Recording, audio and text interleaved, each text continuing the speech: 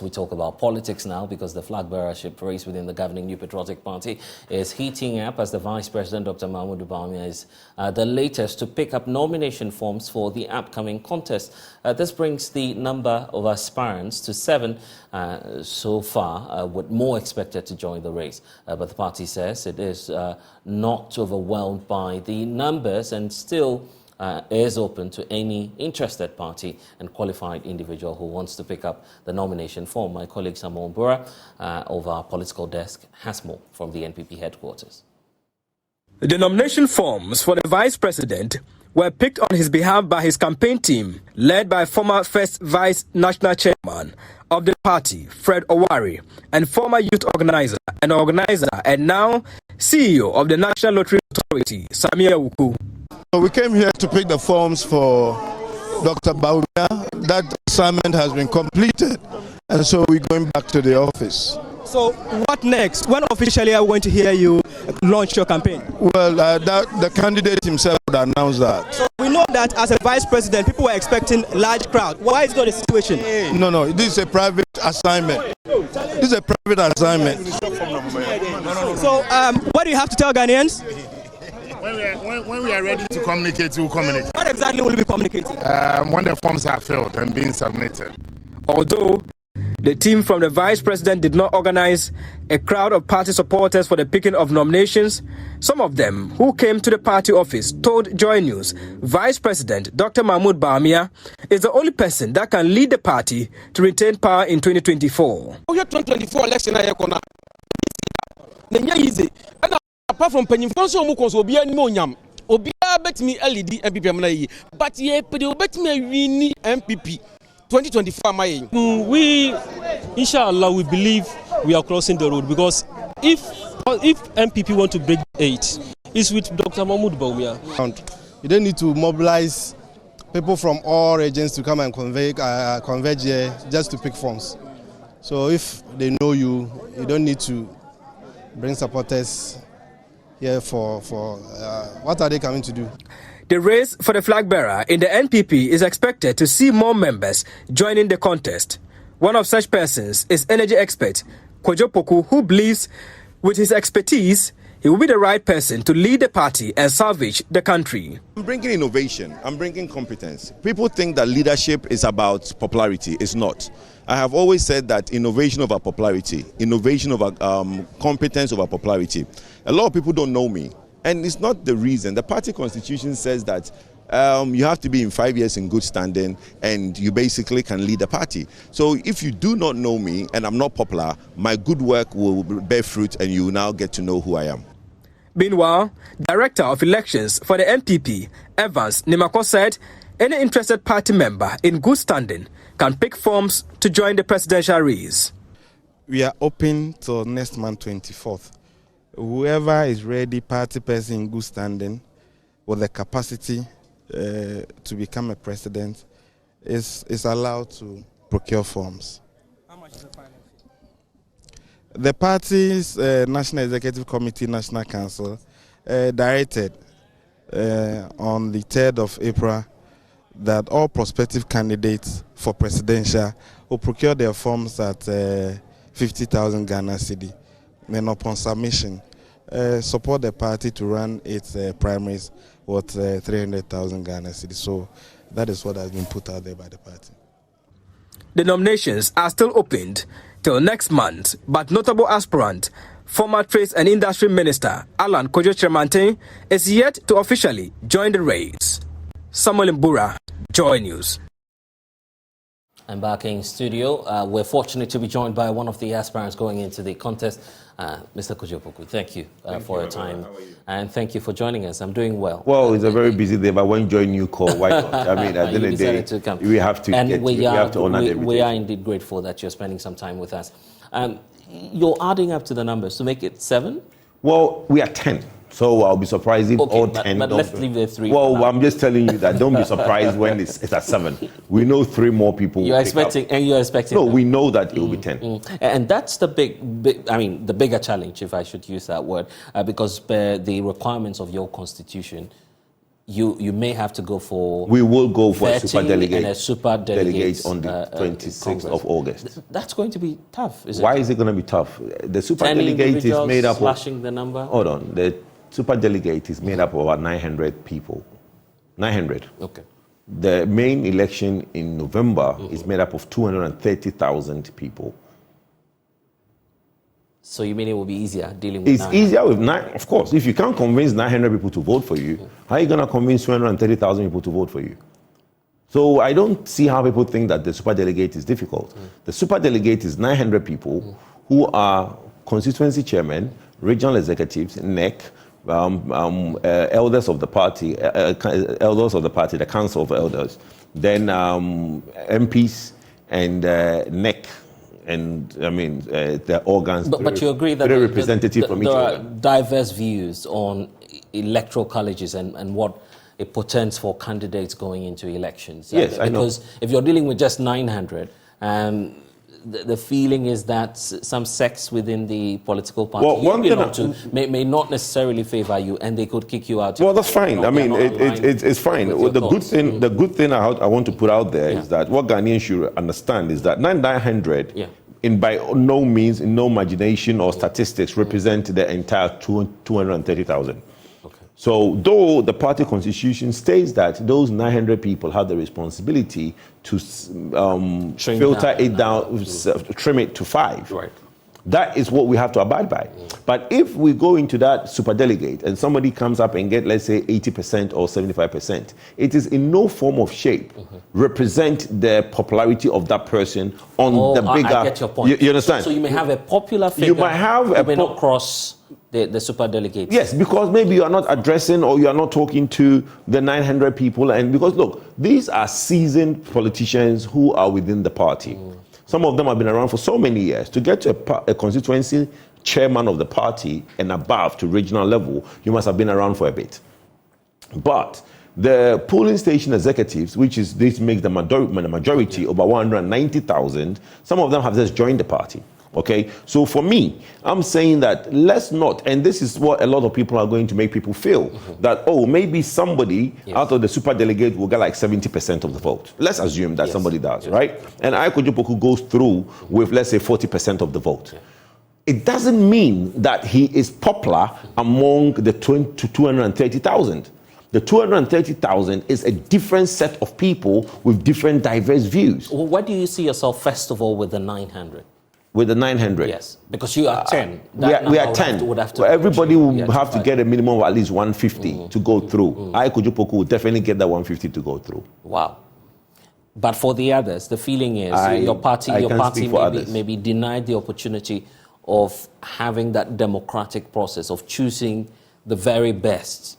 No, but the very best. Look, a constituency chairman represents the feel, the makeup of the constituency. So the polling station executives, the electoral area coordinators would always be able to feed their energy to the constituency chairman. The constituency chairmen are very savvy, so they will do what's right for their constituency. So if you come out with a certain number of votes, all I'm saying is that it's just an exercise to trim down the number. Let not anybody interpret that as a representation of the 230,000 people. That's all I'm saying. Okay. Kwadwo, let me pick up your thoughts on this analogy, that you're picking up your nomination forms on the same day that a group of individuals have picked up the form on behalf of the vice president, someone who's leading, next to the first, leading your government as the NPP now. If there's a reason for you to back down, should this not be indicative enough that you have the vice president indicating that he wants to run for the top job within your party? As far as I'm concerned, he's a candidate. I mean, when it comes to what I'm concerned with, he's a candidate, Dr. Bawumia. I don't see him in the contest I'm in as Vice President, Dr. Bawumia. He's serving a vice presidential term, which ends on 7th or 8th January 2025. In this contest, he is candidate Bawumia. Though he's that's how you say it. That's how I say it, yes. Okay. But he is a sitting vice president, right? But when I go out there to tell the people my message, I don't go and talk about other people. I go and talk about Kwadwo Poku. I don't feel, and it's a coincidental. I never knew. And that's why I hope you understand why. I understand, yes, perfectly. Because you're picking on the same day. No, but it was coincidental, right? Maybe he heard I was picking on the same day, and then he decided to pick on that day because I've been making noise. I was in the north over the weekend, so a lot of people went and picked on Friday. So my team has been asking me, when are you going to pick? And I said, I'll pick Tuesday morning. Then yesterday I heard the doctor is picking on Tuesday morning. Maybe he heard I was picking, and he decided to come and gate crash my party. You know, so for me, look, it's just a good thing that the two big names in the party, myself and Doctor, happen to pick it today. Alan will be joining soon. Well, whenever he decides to pick, we never know. What plans do you have for the NPP and the nation as a whole? Oh, with NPP, we need to do a lot of reforms. The party, it's a constituency-based party. It's not a national-based party. We have MPs from the constituency. We don't have MPs from the region or the national. Resources have to be channeled to the constituency. Attention has to be paid to the constituency. If there is ever a time that MPP needs to take the constituency serious, it's now. In the past, we've muted the idea that, it doesn't matter, even if we have minority in parliament, we can still rule with the president. Now, everybody will admit that it's not possible. So you can only generate or produce MPs if your constituency work is solid. So we all saw what happened in Kumawu, where we went there to basically, now we're going to do Ascent as well. So look, the constituency, we can't overemphasize the work that needs to be done in the constituency. And that's been my message to everybody that I have met, that we need to reorganize the party and give more voice and more resources to the constituency leadership. And for me, at the party level, we need to find resources to do some of these things. And we need to find a way to make the party more liquid than it is now. Even more so, find mechanisms that the party will continue to be liquid if by ever you are not in power. That's for the party. Then in the national agenda, I'm sure I've been on this platform when I itemized 10 points that I want to do. But I have narrowed it down because of time into basically 4-5 areas. One is local government. I believe that the bane of every development, in every country that has developed well, local government is key. We've been playing politics with local government and we've not been doing it the way it's supposed to be done. So I think that I need to put a lot of emphasis on local government. 2, early childhood education, okay? Children at the age of 9, there's a recent survey out there by UNICEF saying that only 8% of children at the age of 9 in public schools can read and write. That is wrong. We need to concentrate on early child education, nursery education to P1, P2, to make sure that kids, their brain develop early so they get early child education. So I want to put a lot of emphasis and resources towards nursery education and primary early school education. Then we look at youth unemployment. Youth unemployment is going to swallow us one day if nothing drastic is done. I'm looking at 3 key things to do to solve that: entrepreneurship, skill training, and creative arts. Okay, so those are ideas that I have. Then also the economy. We need to greatly save money to change the course of where we are. Because if you look at the IMF document that came, it repeats the things that I've been saying. Clearly, you need to cut expenditure and save money. The difference between a poor person and a rich person is what? A poor person makes money, spends more, and keep less. A rich person makes money, save more, and spend less. Your president is doing the same? Well, doing the same as what? We are not saving money. We are in a trajectory we are on. No, we are not. Right. What took us to IMF is over expenditure.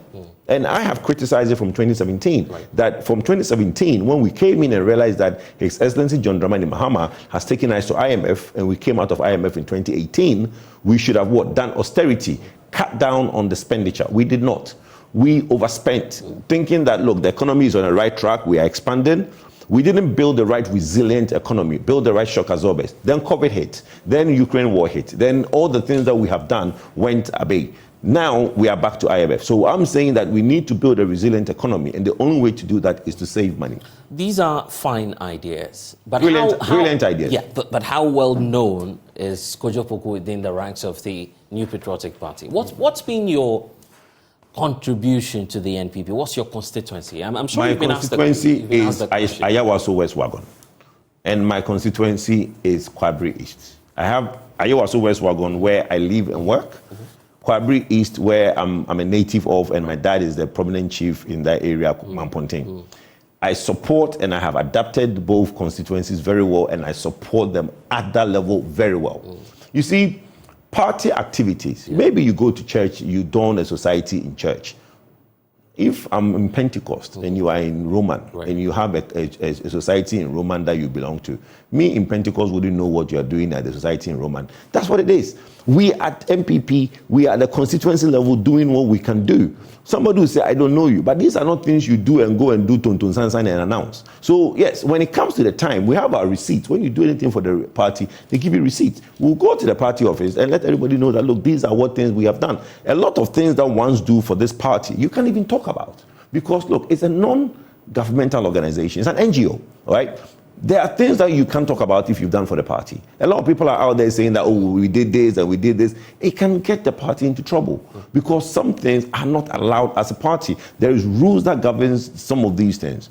For some of us, our own is that, look, we've been around since 98. And that counts for something. I served well within His Excellency John Ejekumu Kufuor's government. I was a special assistant at the Ministry of Tourism for 3 years. I worked with Anaga Binketia, I worked with Dr. Poku throughout the period, and I worked closely with His Excellency John Ejekumu Kufuor till 2008. So when somebody says they don't know me, is it that they just came and they don't know us who worked for the 8 years of J. Kufuor? Because they just came. That is the dichotomy that we find ourselves in. So you get asked that question all the time. Even today, I had that. Oh, you were asked that question. Some people at the party office said, "Oh, who do you know?" Yeah. But the point is, there is a young old man in our wing in the Sefibakwai area, Western North, right? He's been a police station chairman since '92. Nobody knows him in Accra. Doesn't mean that he has not served the party well and he's not in good standing. So we should stop that. We should make sure that it's not only people we know. My emergence is a trailblazer. Me coming through this will set a stage for a lot of young people who also wants to do this and think that, look, we don't have to wait till we are gray hair and dye the hair black before we go and do this thing. I see. Probably why they may not know you will be about issues relating to resources and how the big spenders, quote and unquote, on your political party go about town, indicating publicly what it is that they've done for the party. Big spenders as in what? You see, the only reason... It's a shenanigans. Right. Okay, shenanigans in the sense that I am the only one running that have never held a party position, no ministerial position, nothing, right? So it's new. Right. I'm the first person to ever step up to say that I'm going to do this. I've never been through the ranks of the party. Right. Mostly everybody, all 10 of them who's running have been ministers, have been this, I've been party chairman, I've served in other capacities. That's why they want to do this. I call it politics of progression, right? That whole mantra of Edrumiso. It's politics of progression. You feel entitled that because I've done this, I've been an MP for 21 years, so it's time to be president. I've been minister for this number of years, so it's time to be president. It's called politics of progression. It feels more like an entitlement. Me, I'm a businessman, a party member of good standing. I see what's going on as wrong. I want to come in and change it. So what do? I come in, I step up, and I hold my sword and stand a post. That is what I want to do. I'm coming in not to do what everybody's doing. I'm coming in to do something new because I realize that what is new, nobody's doing that. And Kwadwo, this is going to cost you a lot. The last CDD survey indicating that anyone who attempts to become president must have or should be prepared to spend close to $100 million US. How much even does the country have to spend 100 million? Please stop that. You know, all these things are things people do to scare the youth. Right. Look, like I said, I am a trail. So I'm not going to put a figure on. I'm not prepared to put a figure on my contribution towards the party and the base of the party. Look, what this party needs and what this party appreciates. I have gone around the country twice. I went around all 16 regions last year. I've been around all 16 regions this year. One thing I can assure you is that it's not about money. It's about a message and showing appreciation to the people who come to meet you. If you want to go around spreading money, that's fine. Nobody will say no to money. Even I will not say no to money. Will not ask. Well, my brother, to ask and be given is two different things. You know what I mean? If you feel that they give money? No. Listen to me, please. I said that you won't give money. No, I'm not going to say that. Right. What I'm saying to you is that the delegates appreciate two things: a good message and appreciation. If somebody, hold on. Let me land. A good message and appreciation. Let me give you a typical example. As the delegates, right? You are supposed to go to the people and disseminate your information. But then you go to Bolga and ask that the people in the Upper East region come and meet you in Bolga because you don't want to spend your time going to all constituencies in Upper East. Then they come to meet you. Who do you think should forward their car? They should come at their own expense, or you should give them the If form. they love you, they should come. No, there's no such thing as love. They spend their... If you were to go to them, you go there with a fuel. So it is only courteous. That is where the appreciation comes in. It's only courteous that the person takes transportation to come to hear your message, you at least take care of their transportation. That is not the money you are talking about. That is not the 100 million. Okay? Because what is going on with transportation? How much is transportation? That's why I'm saying that you need a message and appreciation. You can't let somebody travel 4 hours in, 4 hours out, and just give the person a message and let his transportation be his cost. The appreciation is that you should appreciate that the person came to listen to you, and you should pay for his fare. It's only fair. So that money that they are mentioning, you can go and think that it's about money and start throwing money around. Everybody will take your money. Even I, Kwadwo Poku, will take your money. But would I vote for you? It's a different thing altogether. Okay, Kwadwo Poku, we'll wait to see at the end of how many people will join, and of course the vetting process will go through. Yes, I'm praying that there is a tedious process from perusing the form. Right. You need to take the form physically to all 16 regions to have it endorsed, which we have people ready to do that. So we are ready to get that done. We would submit it in good time. By 15th of June, we will be submitting the form, and then we take it from there. Okay, then. Kwadwo Poku, thank you. Thank you very much, my brother. For your time. We take your